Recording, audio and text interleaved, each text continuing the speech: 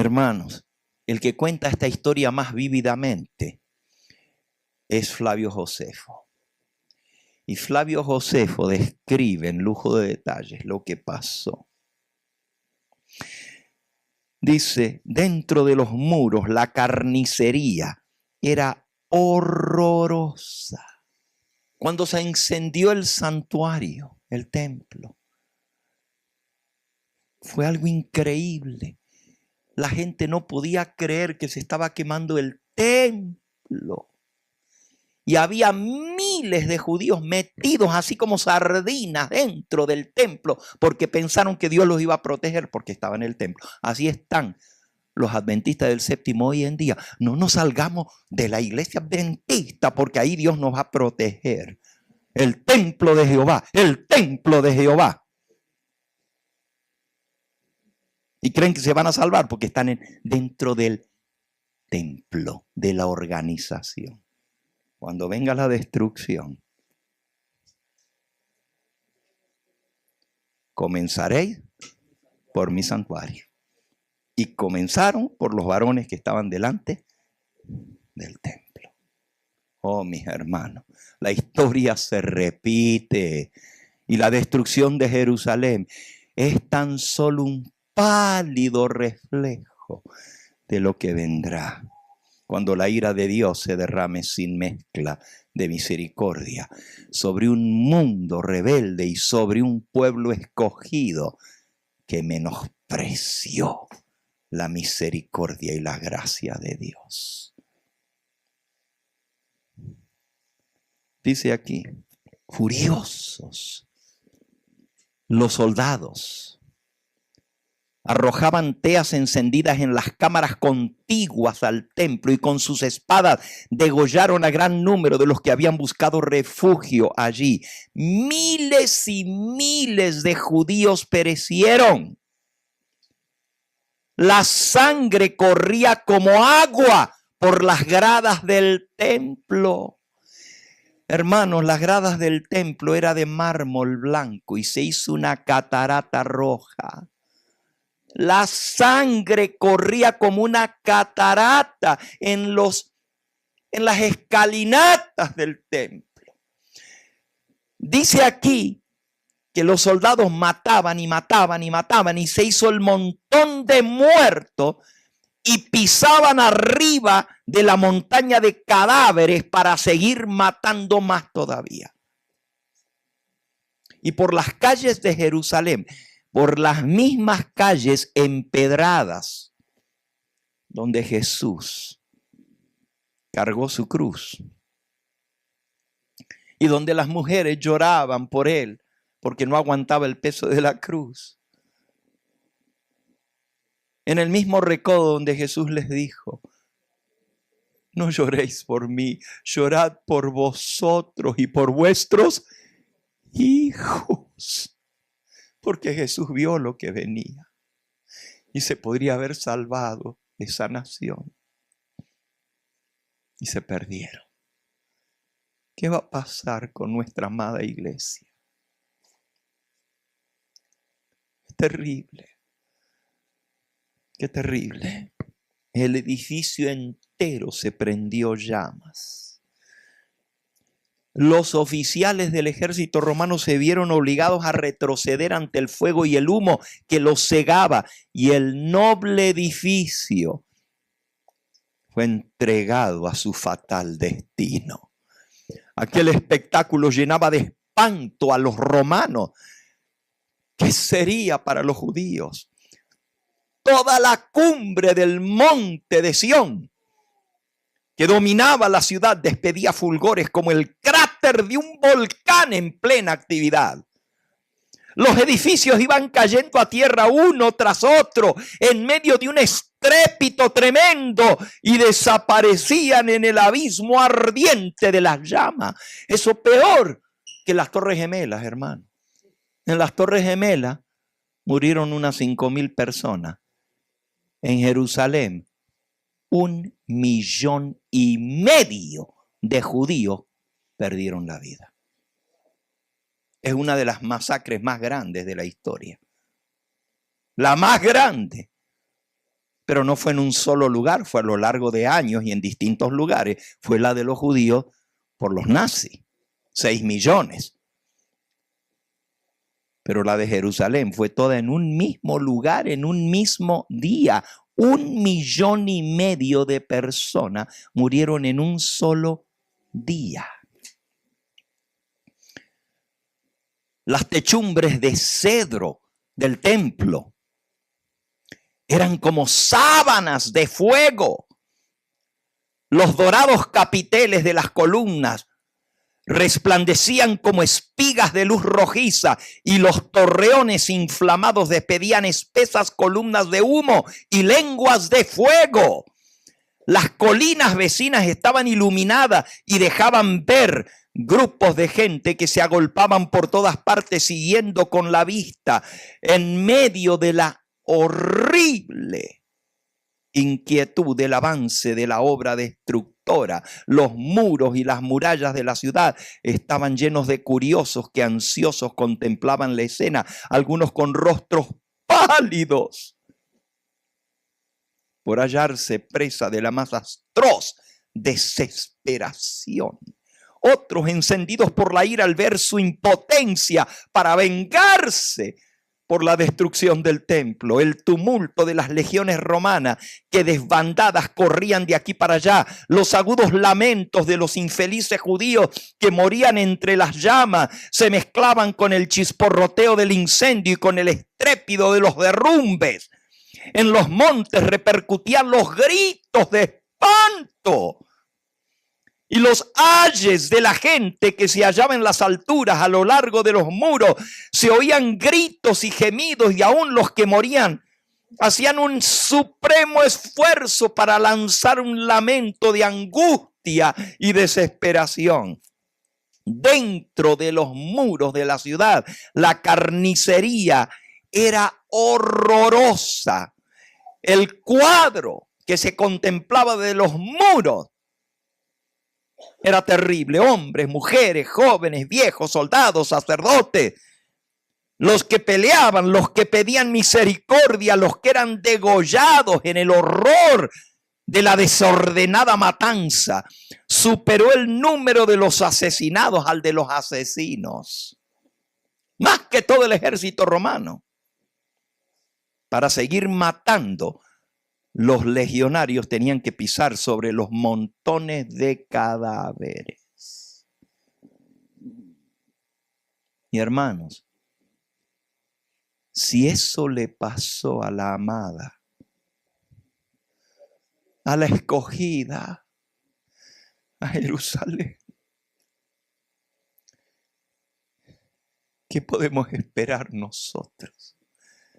Que hemos tenido la mayor luz, mucho más que los judíos, porque Dios nos ha dado los tesoros de la ciencia y el conocimiento acumulados de todos los siglos, han venido a rematar en esta última generación. Pero Jesús dijo: cuando veáis la abominación desoladora. Termino volviendo a Daniel. Ya está. Esta tarde, si es que tengo un tema, voy a seguir, y si no, pues mañana. Dice Daniel. El versículo que estábamos leyendo, que no salimos de ahí, el versículo 27, 9:27. A la mitad de la semana hará cesar el sacrificio y la ofrenda. Esa es la muerte de Cristo. Y después, más adelante, con la muchedumbre de las abominaciones vendrá el desolador. Fíjense, ahí usa la palabra abominaciones que trae el desolador. Esa es la abominación desoladora. Esto se cumplió literal, hermanos. Ahora aquí dice: con la muchedumbre de las abominaciones vendrá la desolación. O sea, la abominación que causa desolación. En algunas Biblias esto está traducido un poquito diferente. Yo no sé si alguno de ustedes tiene... Sí, vendrá el desolador, pero la frase con las muchedumbres de las desolaciones. ¿Saben cómo está traducido en la Reina Valera del 2000? Si alguno la tiene, cheque a ver si en su Biblia dice lo que yo voy a decir. ¿La del 2000? Léela entonces, a ver qué dice. Daniel 9, 27. La segunda parte del versículo donde dice, y después, miren, escuchen porque usted va a decir, no es el mismo versículo, se equivocó la hermana de leerlo, porque miren lo que dice, aquí dice, después con la muchedumbre de las abominaciones vendrá el desolador, hasta que venga la consumación y lo que está determinado se derrame sobre el desolador. Daniel 9, 27, segunda parte. ¿Cómo es que dice en tu Biblia?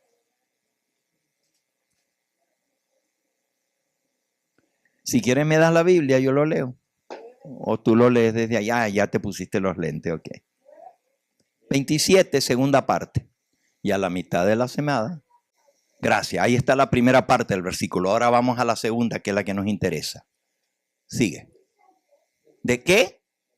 ¿Notaron? Y sobre el ala del templo, uno ejecutará la abominación asoladora. Pero eso no está en nuestra Biblia. Ahí no habla nada del ala del templo, ¿o sí? Y entonces, ¿cómo puede haber dos Biblias diferentes? ¿Cuál de las dos estará en lo correcto?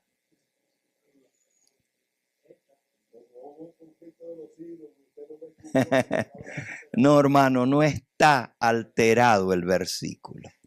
No está. El conflicto de los siglos le habían quitado cosas.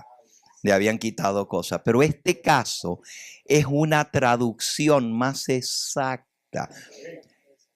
La de Reina Valera del 2000, que es la que la hermana tiene, sobre el ala del templo uno ejecutará la abominación desoladora, es lo mismo que dice aquí, con la muchedumbre de las abominaciones vendrá el desolador. Solo que no estaba muy claro. ¿Saben por qué? Le voy a decir, muy sencillo. ¿Ok? Usted dice, wow, ¿pero tanto puede variar un versículo? Miren, la palabra muchedumbre en hebreo se refiere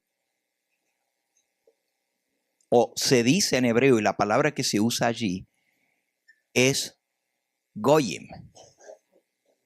Goyim. Y eso quiere decir muchedumbre. Naciones, pueblos. Goyim. Pero se usa para referirse al que no es judío, es decir, gentil. Pero resulta que está hablando de la destrucción del templo y de la destrucción de la ciudad, y está diciendo que la abominación desoladora va a ser con muchedumbre. Pero la palabra muchedumbre se puede traducir como el nombre del lugar del templo donde los gentiles llegaban, que no se les permitía entrar sino a los judíos al área sagrada del templo, pero había el atrio de los gentiles, y eso es lo que se llama el ala del templo.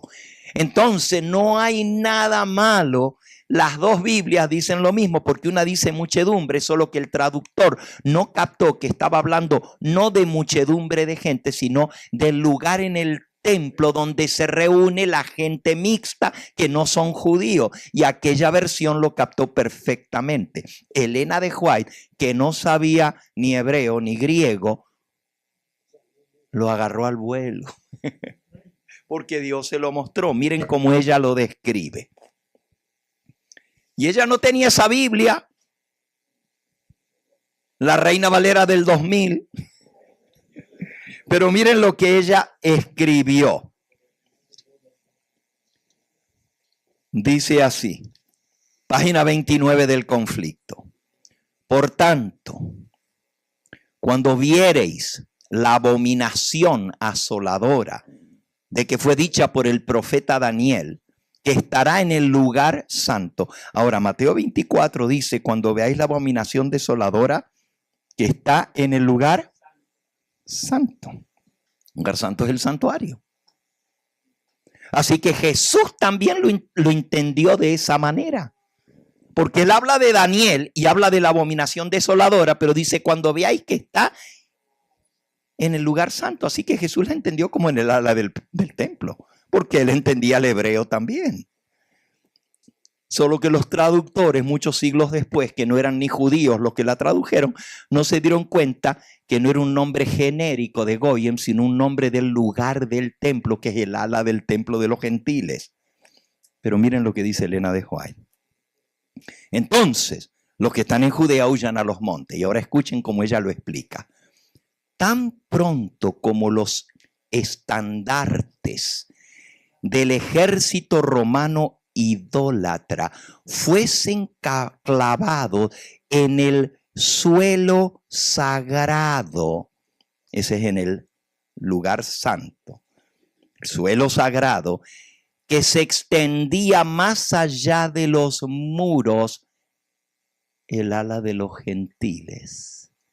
Los creyentes en Cristo debían huir a un lugar seguro. Al ver la señal preventiva, todos los que quisieran escapar debían hacerlo sin tardar. Eso ya lo leímos anoche. ¿Qué pasó? Sestio Galo no pudo meterse tras los muros, pero alrededor del templo había doble muro. Estaba el muro del templo, pero estaba otro muro que daba un espacio que se llamaba el ala del templo. Y esa parte entre los dos muros se llamaba el lugar de los gentiles, porque los gentiles no podían entrar a la zona sagrada. Lo que hizo Sestio Galo fue, rompió el primer muro y se metió allí, pero se encontró con que había un segundo muro. Y en forma inexplicable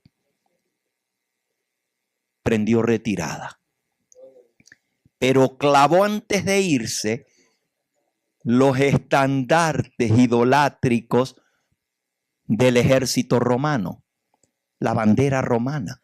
¿Saben lo que quiere decir eso? Cuando un ejército clava su bandera. Ajá. Pero ¿saben lo que estaba diciendo Sestio Galo con esto? Me voy, pero aquí dejo mi bandera. Esto es mío. Aquí vuelvo. Esto es mío. Y clavó la bandera y se retiró. Esto es mío. Los judíos, y yo puedo seguirles leyendo, pero el tiempo se nos fue ahora. Ahí está, en la página que sigue, en la página 30 del conflicto. Los judíos, cuando vieron que el ejército romano se iba, dijeron, Dios nos contestó. Ya ve que Dios todavía está con nosotros. Están violando la ley de Dios, están violando el sábado, mataron al Mesías, están persiguiendo a los cristianos, están haciendo toda la violación de la ley y los fraudes y los engaños y los robos y todo lo que están haciendo. Pero Dios todavía está con nosotros. Templo de Jehová es este. Todas las abominaciones que se estaban haciendo, pero dijeron, ya ven, Dios todavía está con nosotros, nos ha libertado de los romanos. Y debieran haberle dado gracias a Dios. ¿Sabes lo que hicieron? Salieron por los muros a correr a los romanos para caerles encima. Miren la pretensión de este pueblo. Un ejército, el más poderoso que jamás haya pisado sobre el planeta Tierra. Y esos judíos, corriéndolos atrás con palos y con hacha y todo lo que encontraron en su mano, que le iban a caer encima al ejército romano. Qué bueno que no los alcanzaron. Sí, en la retaguardia, los últimos que quedaban atrás. Los judíos salieron detrás de los romanos Pero Elena de White explica que en la corrida dejaron las puertas de Jerusalén abiertas. Y los cristianos que no se mezclaron con los judíos para ir a perseguir a los romanos porque habían visto la señal, la bandera idolátrica. Estaba clavada en el suelo sagrado y Jesús había dicho: cuando veáis la abominación desoladora en donde no debe estar, en el templo, ¡huid! ¿Saben cómo era la bandera romana? Sí, señor. Nosotros colgamos una bandera sobre un asta. Los romanos también tenían un palo, pero de ese palo tenía una bola arriba. Y esa bola era dorada, representando al sol. Al sol. ¿Ok? Y tenían arriba del sol parada un águila. ¿Alguna vez vieron el mástil de los Estados Unidos? Es un águila parada arriba de una bola dorada. Eso viene del Imperio Romano. Entonces, de ahí, de abajo de la bola, salían dos cordeles que estaban atados a la punta de otro palo que lo atravesaba.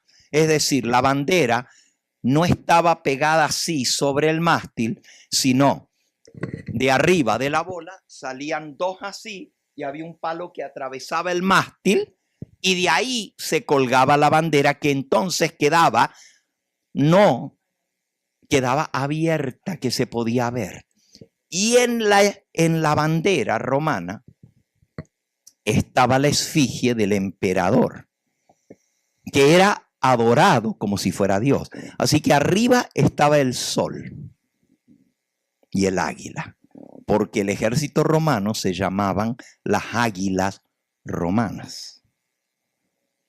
Pero debajo del sol estaba la luna, y debajo de la luna estaba el dios Marte, que es el dios de la guerra. Ellos salían bajo ese estandarte porque decían que estaban bajo la protección del dios Sol, de la diosa Luna, del dios Marte y de todos los astros.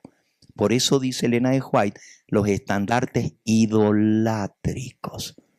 Pero qué interesante que el sol está a la cabeza, arriba de todo. Incluso más arriba que el dios Marte. ¿Por qué? Porque el sol era el dios soberano.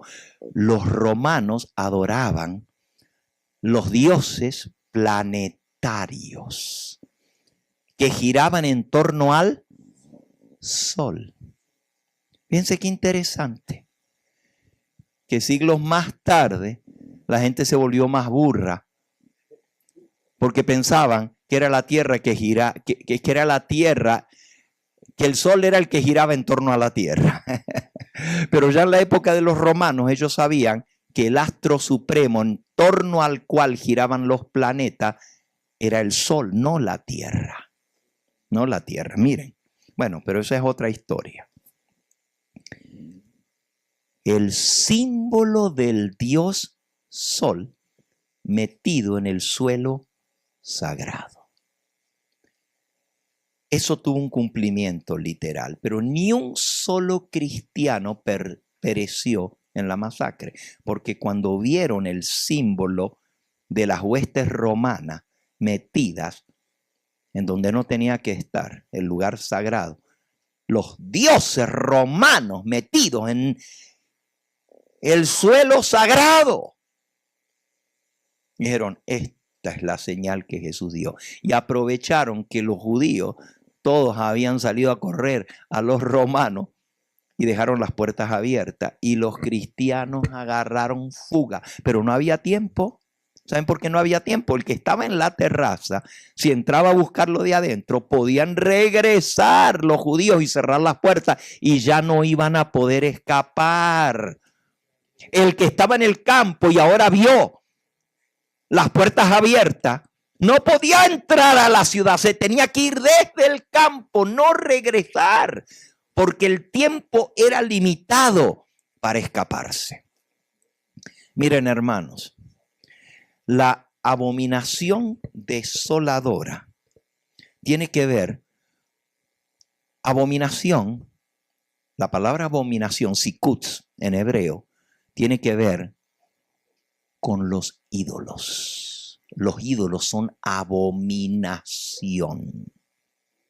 Yo hice un estudio de la palabra sikut y le puedo decir todo lo que incluye, pero por ahorita que el tiempo se me acabó, solo les digo que tiene que ver con los ídolos y con la adoración al sol. Eso lo pueden leer en Deuteronomio. Dice que todo el que adore al sol es abominación a Jehová, la adoración al sol. Y los romanos eran adoradores del sol. Ahora, qué interesante que el símbolo de la adoración al sol en aquella época era el astro sol en una bola dorada. Pero también tenían su día dedicado al dios sol. Y fue el Imperio Romano el que estableció el día dedicado al culto al dios sol y le llamaban dies solis. Así se llamaba el domingo, dies solis. Pero como al sol le llamaban dominis, le llamaban domingo, dominis, domingo, al día dedicado al culto al dios sol. Ahora vean qué interesante. Cuando esto se vuelve a cumplir, y yo recién es que voy a entrar al tema. ¿Ustedes creen que lo que hablé era el tema? No, no, no. Todo eso era la introducción. Ahora es que viene, porque Jesús dijo, cuando veáis la abominación asoladora, es la señal para huir. Elena de White escribió estas palabras. Página 124 de Eventos de los Últimos Días. No está lejano el tiempo en que, como los primeros discípulos, seremos obligados a buscar refugio en los lugares desolados y solitarios.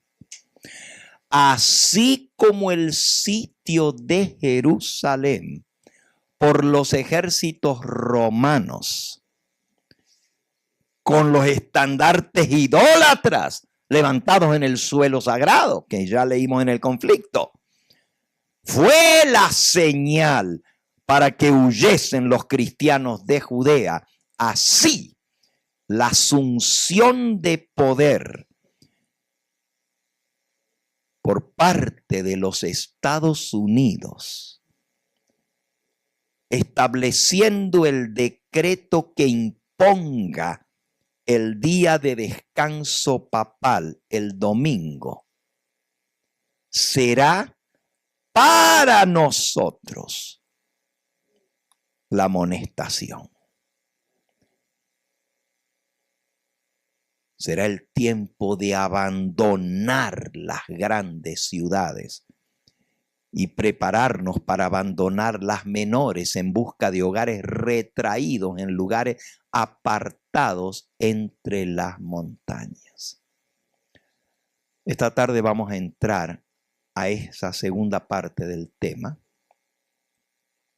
Y fíjense bien, hermanos. Daniel 12 mencionó la abominación desoladora en el capítulo 9 en relación con la destrucción de Jerusalén. Pero esa no es la única mención de la abominación desoladora en Daniel. Vayan al capítulo 12 ahora. Fue nuestra lectura bíblica. Y si me hubiera quedado en Daniel, no me hubiera ido por otros lados. Pero es muy bueno hablar de Jesús y hablar de lo que Él vino a hacer por nosotros y cómo Él cumple todas las especificaciones. Y las fiestas judías nos señalan todo eso. Eso fue un desvío, ¿verdad? Pero nos ayuda a entender cómo trabaja Dios y que todo tiene una razón de ser, ¿verdad? Entonces, dice el capítulo 12, en aquel tiempo,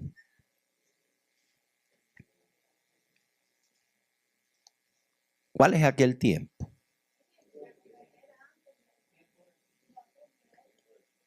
Versículo 40 del capítulo anterior dice, pero al tiempo del fin, el rey del sur contenderá con el rey del norte, y el rey del norte se levantará contra él como una tempestad, con carros y gentes de a caballo y muchas naves, y entrará por las tierras, inundará y pasará. Yo no voy a explicar ahora el capítulo 11, pero el rey del norte es el papado y el rey del sur es el comunismo, el ateísmo. ¿Ok? Al buen entendedor, pocas palabras. Y cuando el papado se levanta para darle el golpe de muerte al comunismo, 1989, con Juan Pablo II, papa polaco que se mete en Polonia delante de los tanques de guerra de los rusos, y liberta a Polonia, que fue el primer país que se arranca del bloque soviético. Sí, Waleska, exactamente, con sus gremios laborales. Fue el medio que se utilizó en unión con el catolicismo romano para hacer caer el comunismo en Polonia. Pero eso fue solo el comienzo, porque en el 91 cayó el muro de Berlín y finalmente se desplomó el imperio comunista, el imperio soviético. Ese es el comienzo del fin del tiempo del fin. Ahora ya veo el montón de manos. A las 3 de la tarde, creo que son las preguntas, ¿verdad? Entonces van a tener que aguantar sus preguntas hasta las 3 de la tarde. Pero están buenas, yo sé que están buenísimos lo que ustedes van a decir, porque es más, ustedes van a aportar. El hermano José se lo está diciendo al que está al lado, pero yo quiero que lo diga delante de todo, esta tarde, ¿ok? Esta tarde, pues yo sé por dónde él va y yo sé que es bueno lo que él va a decir. Y también Ciprián, él también, porque ellos son estudiantes de las profecías. El hermano José me estaba diciendo, pastor, usted me despertó al estudio de las profecías. A las profecías verdaderas. Amén, amén. Pues miren, hermano, hay una señal para nosotros. Y esa señal tiene que ver con la ley dominical impuesta como ley por los Estados Unidos de Norteamérica. Ahorita hay leyes dominicales en muchos países, ¿eh? Muchos países tienen, pero todavía Estados Unidos no ha pasado la ley dominical. Cuando la pasen en Estados Unidos, señal para el pueblo adventista. La huida, salir.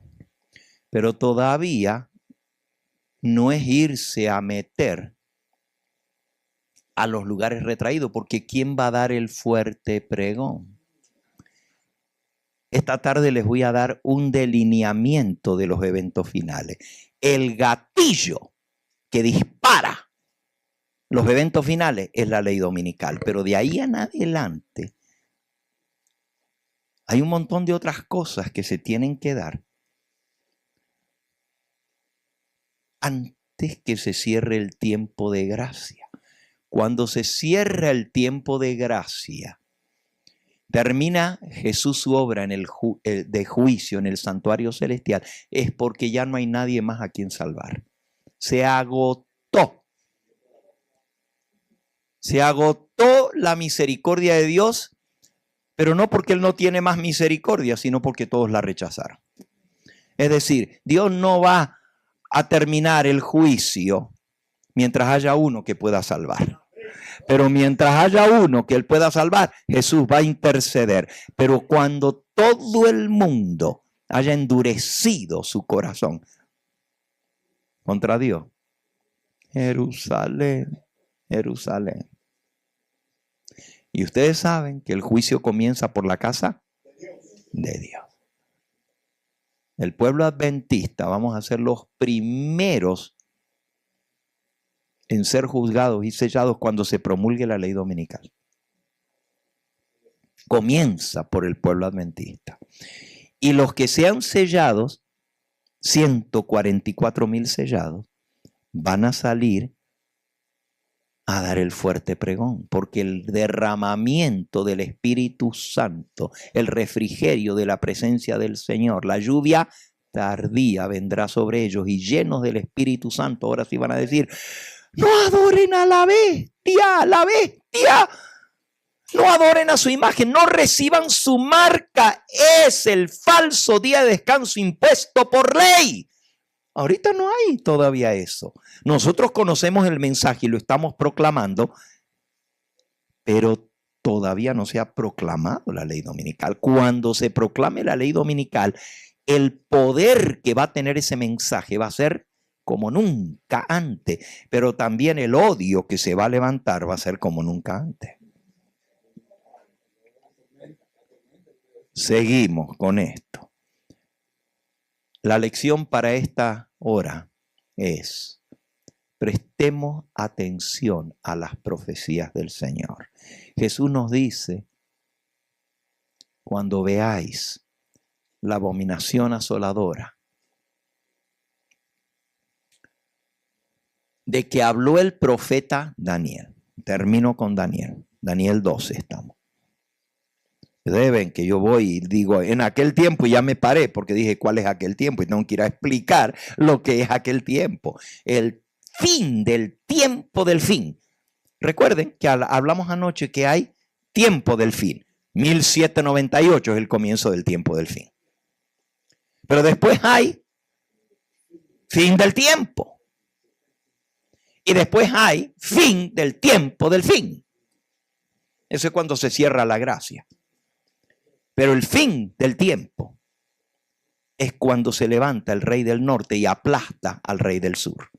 De 1989 por adelante, de ahí para adelante, nosotros entramos en la recta final profética y no hay vuelta atrás. Y ha quedado dos superpoderes mundiales. Hasta 1989 estaba Rusia. Estados Unidos sube al escenario profético y queda único. Y el único otro que no es un poder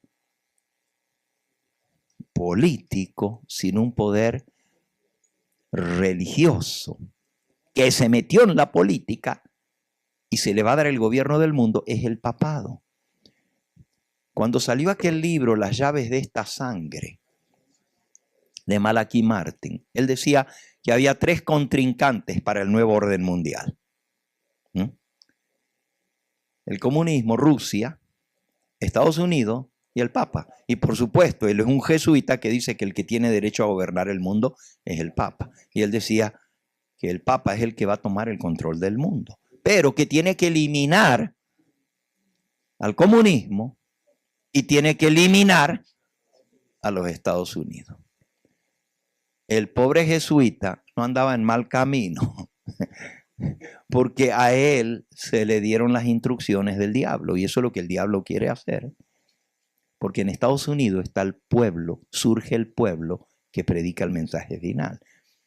Pero lo que Malachi Martin no sabía es que el otro contrincante no había que eliminarlo, porque se iban a dar la mano a través del abismo e iban a trabajar de común acuerdo. Y eso es lo que está pasando ahorita.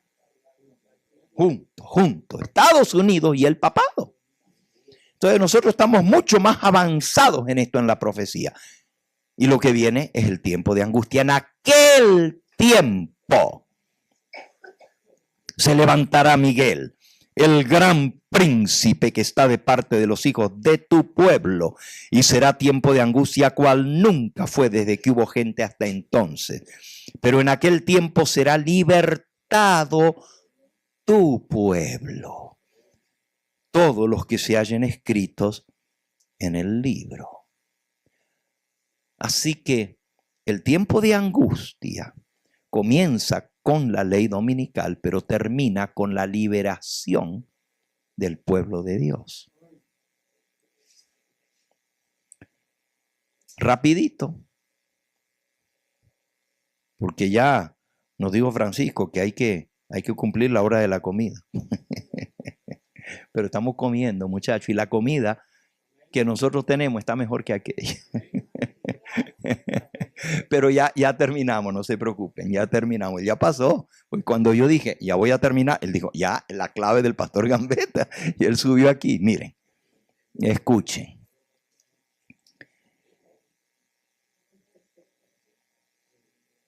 Le sigue diciendo que va a ser libertado el pueblo de Dios y que muchos, no todos, sino muchos de los que duermen en el polvo de la tierra van a ser despertados. ¿Cuándo? En ese tiempo de angustia que viene va a haber una liberación, y cuando suceda la liberación del pueblo de Dios, muchos de los que están en el polvo de la tierra serán despertados, unos para vida eterna y otros para vergüenza y confusión. Esa no es la resurrección de la venida de Cristo, eso es una resurrección mixta. Mixta porque hay buenos y malos que resucitan, mientras que en la venida de Cristo son los muertos en Cristo que resucitan, y al final del milenio son los otros, los impíos, que resucitan. Pero en esta es mixta. También es parcial, porque no dice todos los que están en los sepulcros oirán su voz, dice muchos de los que duermen en el polvo de la tierra serán despertados. Pero dice que es unos para vida eterna y otros para vergüenza. Esa es la resurrección parcial o especial. De esa vamos a hablar. Esa va a ser nuestro último tema el lunes. Así que si algunos pensaban irse mañana, se la van a perder. Y los entendidos, versículo 3, resplandecerán como el resplandor del firmamento, y los que enseñan la justicia a la multitud como las estrellas a perpetua eternidad. ¿Por qué dice eso aquí? Vamos a aprender que esto no solamente es algo bonito que dice que los que enseñan la justicia a la multitud son los que enseñan la ley de Dios. Que la ley de Dios es justicia. Pero tiene más significado que esto. Van a resplandecer como la luz del firmamento y como estrellas van a brillar. Eso vamos a ver lo que significa. Pero tú, Daniel, versículo 4, cierra las palabras y sella el libro hasta el tiempo del fin. Muchos correrán de aquí para allá y la ciencia, el conocimiento se aumentará. Y yo, Daniel, miré, y aquí otros dos que estaban en pie, el uno a este lado del río y el otro al otro lado del río. Y dijo uno al varón vestido de lino que estaba sobre las aguas del río: ¿cuándo será el fin de estas cosas asombrosas? Y oí al varón vestido de lino que estaba sobre las aguas del río. ¿Cuánta gente había ahí junto al río? ¿Cuántos? ¿Dos? No, yo leí primero que decía, y vi a otros dos, así que tiene que haber más que dos. ¿Cuántos había? No, 3. ¿Estás seguro? 3. Porque había uno a un lado del río y el otro estaba al otro lado del río. Pero entonces, sobre las aguas del río había un varón vestido de lino. ¿Cuántos son? Van 3. ¿Y dónde estaba Daniel? Lo pueden ver a dónde estaba Daniel, porque esta profecía comienza en el capítulo 10 y es continuada hasta el final del capítulo 12. Es una sola profecía. Daniel, capítulo 10, dice el versículo 4, y el día 24 del mes primero estaba yo a la orilla del gran río Gidequel, y alcé mis ojos y miré, y aquí un varón vestido de lino. Cuando él vio el varón vestido de lino, él estaba a orilla del río y vio a un varón sobre las aguas del río, y después vio otros más, uno que estaba a un lado y el otro, eran 4. Daniel, el varón vestido de lino, y uno a un lado y el otro al otro, incluyendo a Daniel, eran 4. Versículo 7. Y oí al varón vestido de lino que estaba sobre las aguas del río, el cual alzó su diestra y su siniestra al cielo y juró por el que vive por los siglos de los siglos, que será por un tiempo y 2 tiempos y la mitad de un tiempo. ¿Cuánto es eso? Tiempos y la mitad de un tiempo. Son 1260 días.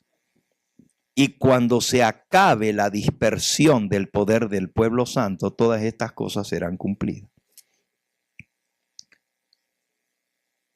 Nosotros siempre hemos aplicado esto al pasado, porque el pueblo de Dios fue perseguido por 1260 días. Pero aquí está hablando de la dispersión del pueblo santo y les pregunto, ¿va a ser dispersado el pueblo santo otra vez?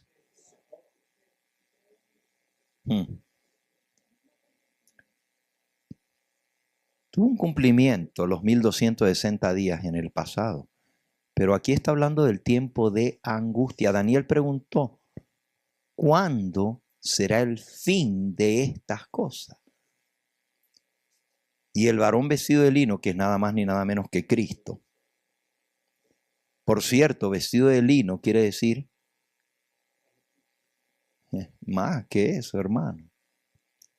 ¿Cuándo se vestía todo de lino el sumo sacerdote? El día de Yom Kippur. Estamos en el día de expiación. Y el varón está vestido de lino. Y juró por el que vive por los siglos de los siglos que la dispersión va a ser por 1260 días. Y yo oí, dice Daniel, mas no entendí. Y dije, Señor mío, ¿cuál será el fin de estas cosas?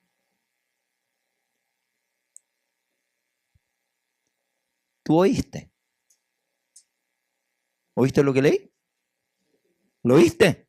¿Seguro o está sordo? A ver, José, ¿tú oíste?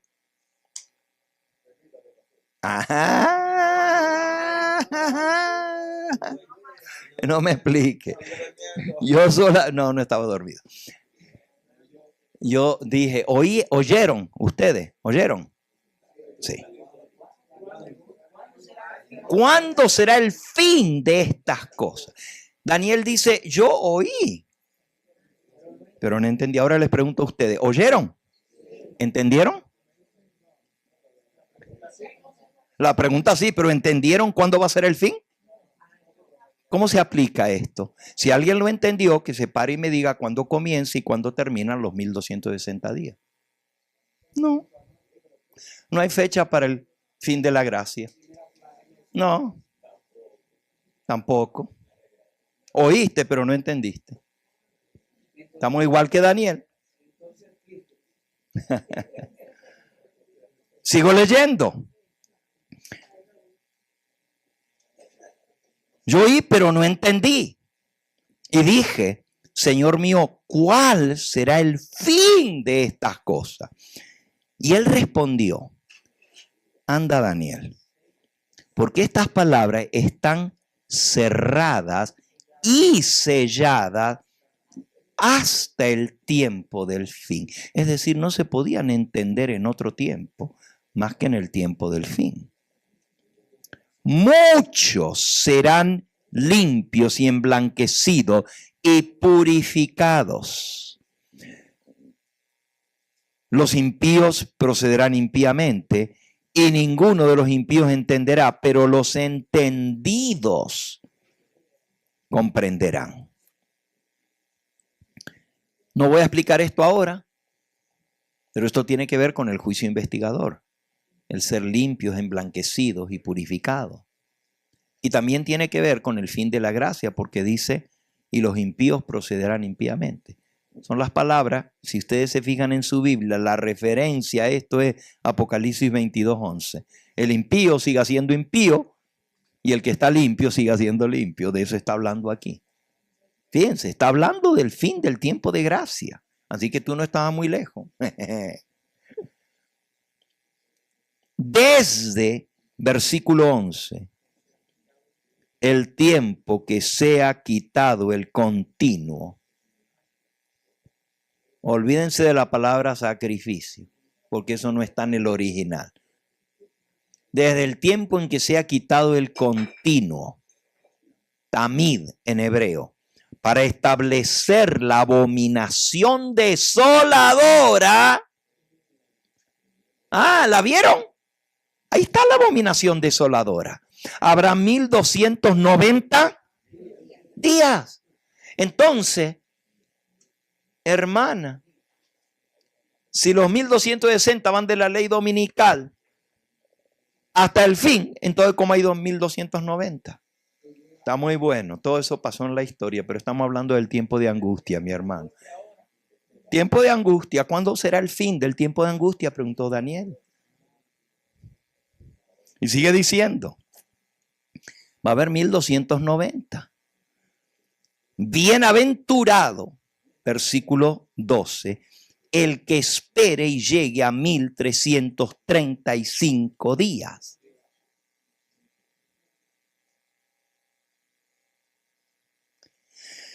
Y tú irás hasta el fin y reposarás. Tú te vas a morir, Daniel, y vas a dormir por mucho tiempo, pero te levantarás para recibir tu heredad al fin de los días. Ese es el tema próximo. 1260, 1290 y 1335. ¿Será que esto tiene una aplicación para este tiempo del fin? ¿O eso pasó allá en el 508 y se terminó en el 1798? Ajá. ¿Y qué pasó en el 1843? No, eso fue en el 44, hermano. ¿Y por qué era bienaventurado el que pasaba por el primer chasco? Los que desde el 508 son bienaventurados porque llegaron a 1843. Miren, no vamos a explicar. Lo que les estoy diciendo es que vamos a estudiar a la luz de la Biblia y del espíritu de profecía que Cristo nos manda a escudriñar el capítulo 12 de Daniel, porque tiene una amonestación que el pueblo necesita entender antes del tiempo del fin. Eso lo dice Primeros Escritos, página 15. Entonces, leímos que para nosotros la amonestación va a ser la ley dominical. Entonces, esto tiene que ver, hay 3 fechas, 1260, 1290 y 1335. Pero también hay 3 decretos. Hay un decreto de la ley dominical en los Estados Unidos. Hay un decreto universal de ley dominical y hay un decreto de muerte. Y hay 3 fechas. Esas fechas tienen que ver con los eventos que se nos vienen encima y que necesitamos entender antes que venga el tiempo del fin. Esta profecía tiene un cumplimiento escatológico, así como los pioneros adventistas vieron un cumplimiento en el pasado. Pero ellos no podían ver más allá de 1843 y luego de 1844. ¿Por qué? Porque pensaban que Cristo venía en 1844 y que iba a haber. Entonces, en tiempo de angustia, ¿cuándo fue para ellos? Ellos aplicaban el tiempo de angustia justo antes de la venida del Señor, 1844. La angustia que pasaron cuando los persiguieron, se burlaron de ellos, los echaron de las iglesias, pero todo eso estaba ya cumplido porque ya Cristo venía en 1844, pero no pasó. Ellos también veían las trompetas, todas allá en el pasado, con Clodoveo y todos los demás, y con Atila y con todo lo demás, porque ellos no podían ver un cumplimiento después de 1844. El Imperio Otomano y todo lo demás. Pero también los pioneros adventistas que esperaban la venida de Cristo en 1844, ¿qué hacían con las plagas? Las plagas finales. Si estaban esperando que Cristo apareciera en las nubes en 1844, ¿y por qué no vieron que todavía no habían caído las plagas? Ajá. Pero ¿y cómo ellos estaban esperando la venida del Señor y no se habían visto las plagas? Y todo lo demás. ¿Entienden ustedes que no todos tuvieron toda la luz completa? La luz es progresiva y Dios va revelando. Entonces, había muchas cosas que había que entender después. Por eso el ángel le dijo, es necesario que profetice otra vez, de nuevo, sobre muchos pueblos, naciones y lenguas. Entonces nosotros aplicamos esas cosas para el tiempo de angustia. Las plagas las aplicamos al tiempo de angustia. ¿O no? Las trompetas, la iglesia adventista las dejó ahí atrás, pero tienen un cumplimiento para el tiempo de angustia. Sí. Aquí está. Eventos de los últimos días, página 242. Miren lo que dice. Solemnes eventos ocurrirán en el futuro. Y eso lo escribió en 1890. Y todavía cuando él escribió eso, está diciendo, solemnes eventos ocurrirán en el futuro. Sonará una trompeta tras otra y una copa tras otra serán volcadas en forma sucesiva sobre los habitantes de la tierra. Entonces Elena de White vio tanto las copas de ira, las plagas finales, como las trompetas sonando una tras otra en solemnes eventos que vendrían y se cumplirían en el futuro. Pero cualquiera que se levanta con esto y aplicándolo para el futuro, lo tildan de futurista. Tengan cuidado, que ya están futuristas. Yo les voy a explicar mañana lo que es un futurista. Así es, fundamentalista. Pero el futurista es algo totalmente distinto. Porque si nosotros aplicamos profecías para el futuro, dicen que somos futuristas. Pero ¿y el milenio no está en el futuro? No somos futuristas porque creemos en el milenio. La ley dominical. Apocalipsis 13 no está en el futuro. La imagen de la bestia no está en el futuro. Entonces somos futuristas porque aplicamos esas cosas para el futuro. Si ya la bestia gobernó por 1260 años, que terminó en 1798 con la herida de muerte. Entonces ya eso pasó. Pero ¿por qué decimos que la bestia va a gobernar otra vez? Porque hay un segundo dominio papal que se viene. Y ese segundo dominio, también ese segundo dominio tiene tiempo establecido por Dios. El primer dominio Dios le dio 1260 días que fueron años. Pero esta vez le da 1260 días literales. Y esta tarde o mañana, no sé cuándo me toca nuevamente, vamos a seguir con este tema. Guarden sus preguntas para las 3 de la tarde, porque ahorita nomás nos queda 1 hora para comer, fíjense.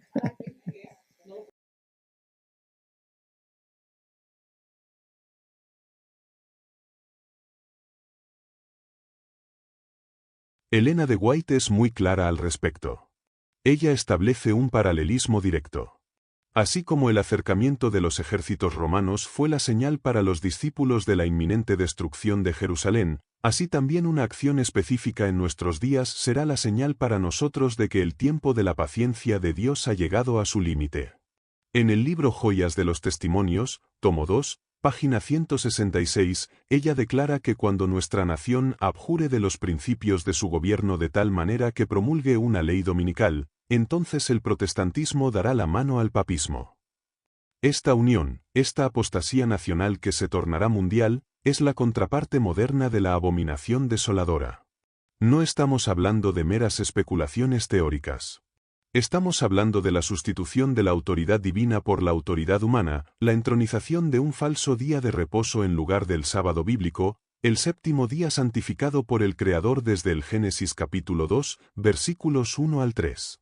Cuando las leyes de los hombres se levanten para forzar la conciencia y obligar a la adoración de la bestia y su imagen, como lo describe Apocalipsis capítulo 13, estaremos viendo la abominación desoladora de pie en el lugar santo. ¿Y cuál es ese lugar santo hoy? Es el ámbito de la conciencia, el templo del alma donde solo Dios debe reinar. Cuando el poder civil invade el dominio de la conciencia para dictar dogmas religiosos, ha invadido el lugar santo. Debemos ser estudiantes diligentes de la palabra profética. Jesús dijo, el que lee, entienda. No es una sugerencia, es un mandato imperativo. La ignorancia no será una excusa en los días que están por venir. Muchos en el tiempo de Jerusalén pensaron que el templo los salvaría, que por ser el pueblo escogido estaban seguros, independientemente de su obediencia o de su atención a las señales de los tiempos. Pero su confianza estaba mal depositada. De la misma manera, hoy muchos cristianos duermen en una falsa seguridad, creyendo que conocer la teoría de la verdad es suficiente. Pero la preparación que se requiere es profunda, es una transformación del carácter que nos permita estar de pie cuando las estructuras de este mundo comiencen a colapsar. Esta transgresión en el santuario de la conciencia, donde el hombre usurpa el lugar de Dios, no ocurre en un vacío histórico ni teológico, sino que es el desenlace de una larga cadena de apostasía que el apóstol Pablo ya vislumbraba en sus días. En su segunda carta a los tesalonicenses, capítulo 2, versículos 3 y 4, el apóstol de los gentiles advirtió con solemne gravedad, nadie os engañe en ninguna manera, porque no vendrá sin que antes venga la apostasía, y se manifieste el hombre de pecado, el hijo de perdición, el cual se opone y se levanta contra todo lo que se llama Dios o es objeto de culto, tanto que se sienta en el templo de Dios como Dios, haciéndose pasar por Dios. Aquí encontramos la esencia misma de la abominación desoladora, un poder que, surgiendo desde dentro del cristianismo, reclama prerrogativas divinas y se atreve a cambiar los tiempos y la ley, tal como lo profetizó Daniel en el capítulo 7, versículo 25. Es vital comprender que la abominación desoladora no es un evento estático, sino un principio operativo que ha tenido diferentes manifestaciones a lo largo de la historia de la redención. En el tiempo de los macabeos, Antíoco Epífanes profanó el templo sacrificando un cerdo en el altar, una abominación literal. En el año 70, como vimos, fueron los estandartes romanos paganos rodeando la ciudad santa. Pero en el tiempo del fin, la abominación adquiere una dimensión espiritual y global mucho más siniestra. No se trata ya de legiones romanas con armaduras de hierro, sino de un poder eclesiástico político que, habiendo recibido una herida mortal, se ha sanado y maravillado al mundo entero tras de sí, tal como lo relata el libro de Apocalipsis, capítulo 13, versículo 3. La mensajera del Señor, Elena de White, nos ofrece una luz penetrante sobre este punto crucial. En el libro Eventos de los Últimos Días, ella establece una conexión directa entre la historia de Israel y la nuestra. Nos dice, así como el sitio de Jerusalén por los ejércitos romanos fue la señal para que huyesen los cristianos de Judea, así la asunción de poder por parte de nuestra nación, con el decreto que imponga el día de descanso papal, será para nosotros una amonestación. Notemos la precisión de esta declaración. La señal no es la persecución en su punto máximo, ni el decreto de muerte inicial, la señal es la asunción de poder para legislar en materia religiosa. Es el momento en que la Constitución, el baluarte de la libertad civil y religiosa, sea repudiada para dar paso a la tiranía de una falsa adoración. Aquí es donde la profecía de Daniel capítulo 11, versículo 31, cobra una relevancia estremecedora para nuestra generación, y se levantarán de su parte tropas, que profanarán el santuario y la fortaleza, y quitarán el continuo sacrificio, y pondrán la abominación desoladora. Aunque históricamente esto se aplicó a la transición de la Roma pagana a la Roma papal, el principio se repite. Las tropas o brazos representan el poder civil, el Estado, puesto al servicio de la jerarquía religiosa para imponer sus dogmas. Cuando los Estados Unidos de América, simbolizados en la profecía como la bestia que sube de la tierra con cuernos semejantes a los de un cordero pero que habla como dragón, extiendan su mano a través del abismo para estrechar la del poder romano, y ambas potencias se unan para pisotear el cuarto mandamiento de la ley de Dios, entonces sabremos que la desolación ha comenzado. ¿Por qué es esto una desolación? Porque, bíblicamente, la presencia de Dios es lo que trae vida y protección. Cuando un individuo o una nación rechaza deliberadamente la ley de Dios, el Espíritu Santo se retira, dejando esa casa desierta. Jesús lloró sobre Jerusalén diciendo, «He aquí vuestra casa os es dejada desierta», en el Evangelio de Mateo capítulo 23, versículo 38. De la misma manera, cuando el mundo protestante apóstata se una al catolicismo para imponer el domingo como día de reposo, estará cometiendo un acto de suicidio espiritual nacional, que pronto se convertirá en universal. La protección divina será retirada, y los vientos de lucha y destrucción, que los 4 ángeles de Apocalipsis capítulo 7 mantienen retenidos, serán soltados sobre la tierra. La urgencia de entender esto radica en la acción que demanda. La hermana Elena de White es enfática en Joyas de los Testimonios, tomo 2, página 166, entonces será tiempo de abandonar las grandes ciudades y prepararnos para abandonar las menores en busca de hogares retraídos en lugares apartados entre las montañas. Observemos la progresión. No se nos dice que esperemos hasta que no podamos comprar ni vender para comenzar a planificar nuestra salida. La señal es la promulgación de la ley, el acto legislativo. Esperar más allá de ese punto es presunción.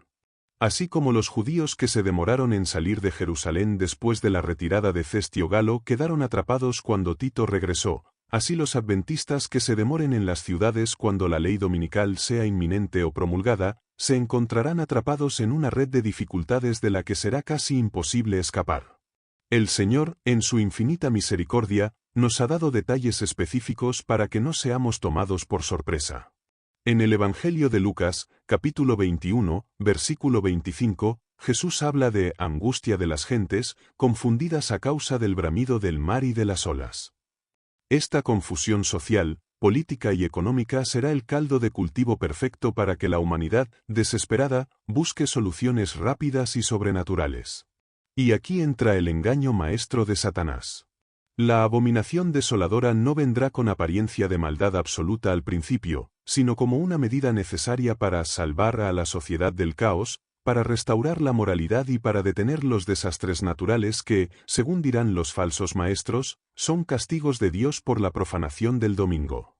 Elena de White describe en El conflicto de los siglos que los que honran el sábado de la Biblia serán denunciados como enemigos de la ley y del orden, como quebrantadores de las restricciones morales de la sociedad, y por lo tanto, causantes de anarquía y corrupción que atraen sobre la tierra los juicios de Dios. Este argumento será muy persuasivo. Apelará al instinto de conservación, al patriotismo y al sentido religioso de las masas. Solo aquellos que estén fundamentados en el escrito está, que hayan hecho de la Biblia su única regla de fe y práctica, podrán discernir que detrás de esta aparente piedad y orden se esconde la garra del dragón y la abominación que desola el alma. El propósito de la profecía no es asustarnos, sino prepararnos. Dios quiere que su pueblo entienda la naturaleza del conflicto. La batalla final no será con armas nucleares, aunque habrá guerras y rumores de guerras, la batalla final será sobre la autoridad. ¿A quién obedeceremos? ¿A Dios, que dice acuérdate del día de reposo para santificarlo, o a la bestia, que dice santifica el primer día de la semana? La abominación desoladora es el intento supremo de Satanás de colocar su bandera en el territorio de Dios. Y ese territorio es tu lealtad, tu tiempo y tu adoración. Al mirar el panorama actual, vemos cómo las piezas se están acomodando en el tablero mundial. El ecumenismo avanza a pasos agigantados, derribando las barreras doctrinales que separaban a las iglesias protestantes de Roma. El cambio climático y las crisis económicas están siendo utilizados como argumentos para una gobernanza global y un bien común que eventualmente requerirá un día de descanso universal para sanar el planeta y fortalecer la familia. Los argumentos suenan nobles, lógicos y hasta necesarios.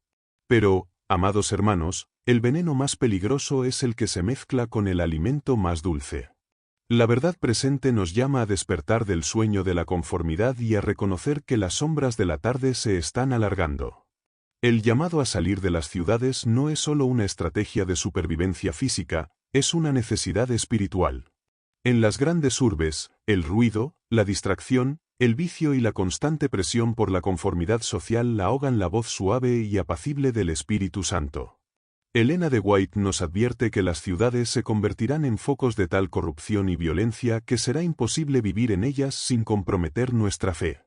Al movernos al campo, a lugares retirados, no estamos huyendo cobardemente, sino posicionándonos estratégicamente donde podamos mantener nuestra conexión con el cielo sin interferencias, donde podamos criar a nuestros hijos lejos de la atmósfera contaminada de Sodoma, y donde podamos ser luces en medio de la oscuridad que se avecina.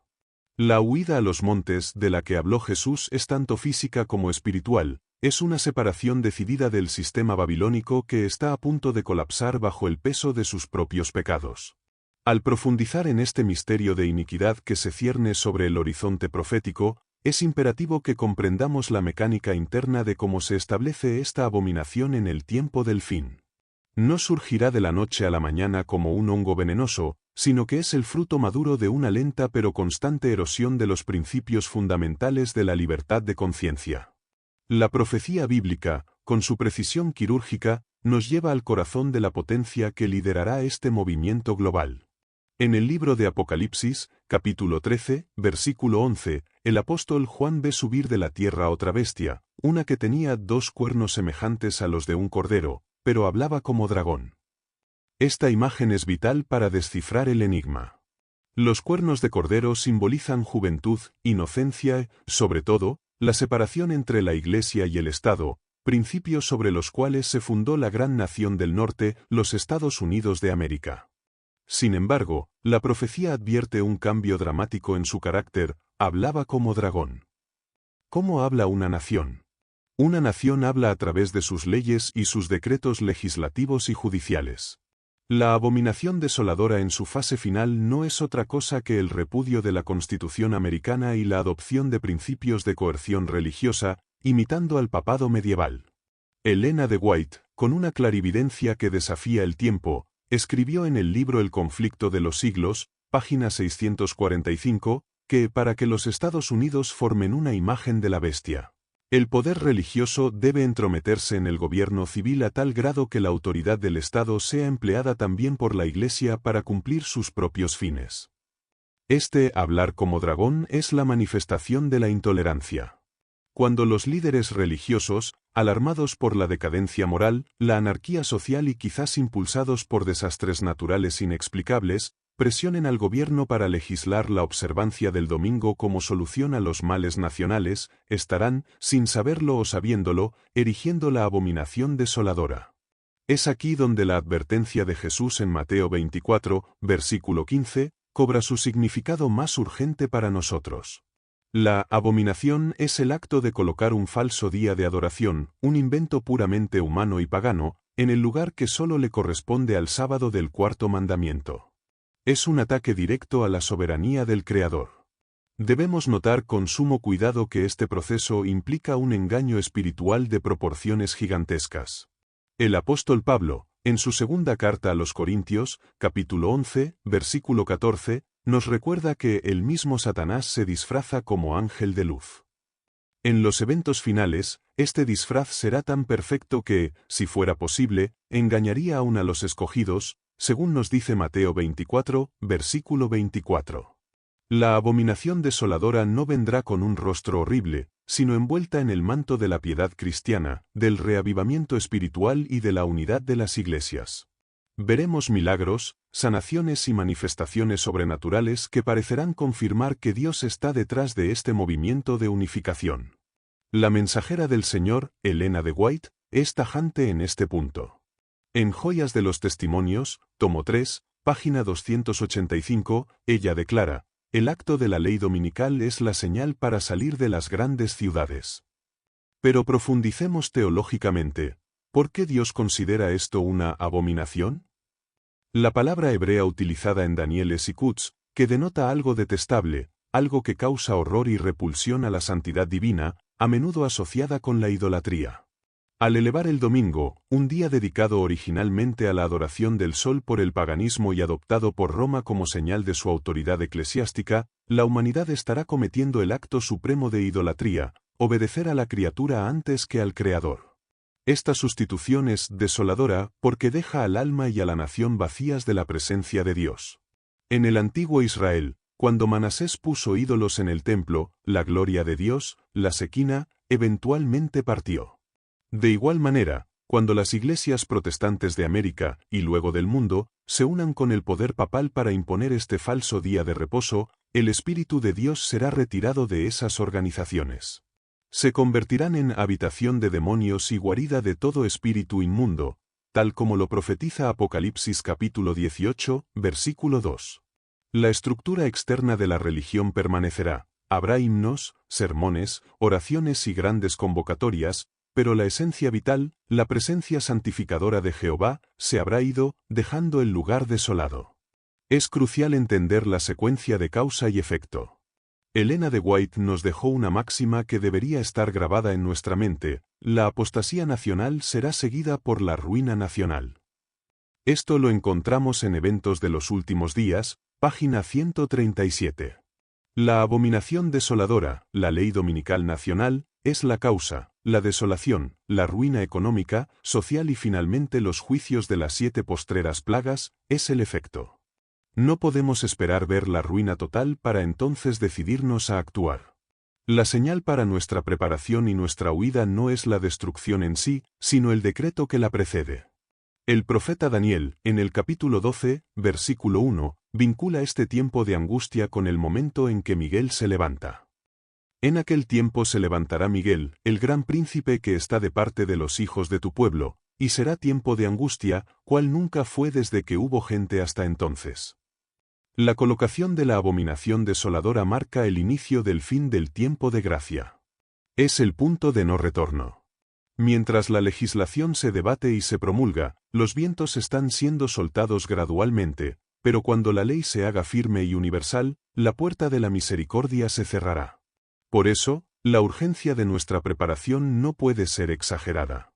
La hermana Elena de White nos advierte que muchos adventistas están esperando una señal más espectacular o un tiempo más propicio para arreglar sus cuentas con Dios y abandonar su estilo de vida mundano. Pero la profecía no admite demoras. El zarandeo, ese proceso de selección y purificación dentro de la Iglesia, está ocurriendo ahora mismo. La aceptación o el rechazo de la verdad presente, especialmente en lo que respecta al sábado y la naturaleza de la apostasía moderna, está determinando quiénes recibirán el sello del Dios vivo y quiénes recibirán la marca de la bestia. La abominación desoladora también tiene un componente de persecución que no podemos ignorar. En Mateo 24, versículo 9, Jesús dijo: entonces os entregarán a tribulación, y os matarán, y seréis aborrecidos de todas las gentes por causa de mi nombre. La historia se repite. Aquellos que se nieguen a aceptar la abominación establecida por la ley civil serán vistos como traidores, como fanáticos peligrosos que obstaculizan la paz mundial. Se promulgarán decretos que les impedirán comprar y vender, como lo indica Apocalipsis 13, versículo 17, y finalmente, se emitirá un decreto de muerte. Aquí es donde la fe del remanente será probada como el oro en el fuego. No será una prueba intelectual, sino existencial. ¿Podremos mantenernos firmes cuando no podamos alimentar a nuestros hijos? ¿Podremos sostener nuestra lealtad al sábado cuando seamos amenazados con la cárcel o la muerte? La fuerza para resistir en ese día no se nos dará en ese momento si no la hemos cultivado hoy. La abominación externa solo puede ser resistida si no hay una abominación interna en nuestro corazón. Si hoy amamos al mundo, si hoy transigimos con el pecado, si hoy el sábado es una carga y no una delicia, entonces, cuando llegue la prueba suprema, caeremos. La preparación implica una reforma integral de vida. Elena de White nos insta a salir de las ciudades no solo para escapar de la futura ley dominical, sino para romper con la hipnosis del consumismo y la superficialidad. Necesitamos volver a la simplicidad, al estudio profundo de la palabra, a la oración ferviente y al trabajo misionero desinteresado. El tiempo que gastamos hoy en entretenimiento vano es tiempo robado a nuestra preparación para la crisis final. La abominación desoladora se acerca sigilosamente, como un ladrón en la noche para los que duermen, pero para los hijos de la luz es la señal de que nuestra redención está cerca. El escenario está listo. Los actores están tomando sus posiciones. El papado ha recuperado su influencia mundial, el protestantismo en América está politizado y listo para usar el brazo civil, el mundo está sumido en crisis que claman por un orden global. Solo falta que el Espíritu de Dios retire un poco más su mano protectora para que los elementos de discordia exploten y la humanidad, en su ceguera, erija el monumento a su propia rebelión. La pregunta que resuena en los pasillos del cielo y que debe eco en nuestros corazones es: ¿estamos listos para ver la abominación desoladora de pie en el lugar santo, aún así, mantenernos fieles al Dios del cielo? La fidelidad en medio de la apostasía universal no es un accidente, es el resultado de una obra profunda de sellamiento que ocurre simultáneamente con el levantamiento de la abominación desoladora. Al comprender la gravedad de la legislación dominical que se avecina, debemos dirigir nuestra mirada al santuario celestial y entender qué está haciendo nuestro sumo sacerdote en estos instantes finales. El libro de Ezequiel, en el capítulo 9, versículos 3 y 4, nos presenta una escena que es el tipo exacto de lo que ocurre en el tiempo del fin. El profeta ve a un varón vestido de lino, que tenía a su cintura un tintero de escribano, y recibe una orden divina: pasa por en medio de la ciudad, por en medio de Jerusalén, y pon una señal en la frente a los hombres que gimen y que claman a causa de todas las abominaciones que se hacen en medio de ella. Aquí hay un punto teológico crucial que a menudo pasamos por alto: el sellamiento es la contraparte divina a la marca de la bestia. Mientras el poder civil y religioso se une para imponer la marca de autoridad humana, la observancia del primer día de la semana, el Espíritu de Dios está moviéndose poderosamente para fijar en la mente y el carácter de sus hijos la señal de su autoridad, el sábado del cuarto mandamiento. Elena de White, en el libro Joyas de los Testimonios, tomo 2, página 71, nos dice que tan pronto como el pueblo de Dios sea sellado en su frente, no es un sello o marca que se pueda ver, sino un afianzamiento en la verdad, tanto intelectual como espiritualmente, de modo que no puedan ser movidos. Los elementos de destrucción serán soltados. La abominación desoladora actúa, entonces, como un agente catalizador. Es la prueba final que separa el trigo de la cizaña. Hasta ese momento, ambos crecen juntos en el campo de la Iglesia, pero cuando la cuestión se vuelve clara, cuando la obediencia a Dios significa desobediencia al Estado y pérdida de derechos civiles, entonces se manifiesta quiénes sirven a Dios de verdad y quiénes lo sirven solo de labios. Este proceso es lo que la mensajera del Señor llama el zarandeo. En Primeros Escritos, página 270, ella describe cómo algunos, que antes parecían fuertes y fieles, son sacudidos y abandonan la compañía de los que guardan los mandamientos, dejándolos en las tinieblas. ¿Por qué caen? Porque no recibieron el amor de la verdad para ser salvos, y la presión de la abominación desoladora revela la falta de aceite en sus lámparas. Es doloroso, pero necesario, reconocer que en este tiempo de prueba, muchos astros brillantes que hemos admirado por su elocuencia y conocimiento se apagarán en la oscuridad. Cuando la ley de Dios sea invalidada por la legislación humana, la neutralidad será imposible. Jesús dijo en el Evangelio de Mateo, capítulo 12, versículo 30, «El que no es conmigo, contra mí es, y el que conmigo no recoge, desparrama». La abominación desoladora trazará una línea de fuego en la arena de la historia. Aquellos que no hayan vencido el amor al mundo, el orgullo y el egoísmo, encontrarán razones lógicas y bíblicas para conformarse a las demandas del papado y del protestantismo apóstata, evitando así la persecución y asegurando su bienestar temporal. Pero para el remanente fiel, este tiempo de angustia previa, que comienza con la imposición de la ley dominical y culmina con el cierre del tiempo de gracia, será también el momento de su mayor poder. La profecía de Apocalipsis, capítulo 18, versículo 1, describe a un ángel que desciende del cielo con gran poder, y la tierra es alumbrada con su gloria. Este es el fuerte clamor, la culminación del mensaje del tercer ángel.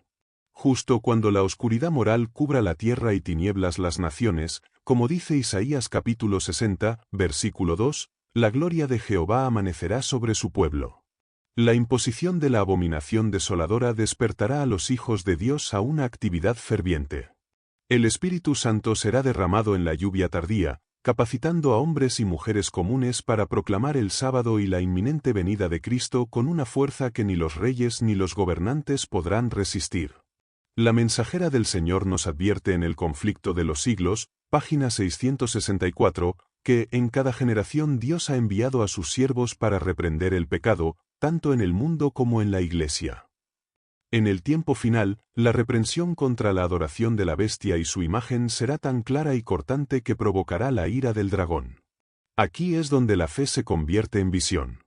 Veremos el cumplimiento literal de las palabras de Cristo en Marcos capítulo 13, versículo 12, y el hermano entregará a la muerte al hermano, y el padre al hijo, y se levantarán los hijos contra los padres, y los matarán. La lealtad a Dios romperá, en muchos casos, los lazos terrenales más queridos. La abominación desoladora exigirá una conformidad total, y la negativa a obedecer será vista como una traición a la familia y a la patria. Sin embargo, no debemos temer. El profeta Daniel, en el capítulo 12, versículo 1, nos asegura que en aquel tiempo será libertado tu pueblo, todos los que se hallen escritos en el libro. La escritura en el libro de la vida es el resultado del juicio investigador que se ha estado llevando a cabo en el cielo desde 1844. Ahora, frente a la abominación, ese juicio pasa de los muertos a los vivos. Cada decisión que tomamos hoy, cada pequeña victoria sobre el apetito, sobre la ira, sobre la impureza, está siendo registrada. Cuando se promulgue el decreto que exija la violación del sábado, nuestros caracteres ya habrán sido formados. La crisis no crea el carácter, solo lo revela. Si hoy somos fieles en lo poco, seremos fieles en lo mucho. Si hoy transigimos con la conciencia en los negocios o en la vida social, transigiremos cuando la bestia ruja. La teología del sábado adquiere aquí su dimensión más sublime.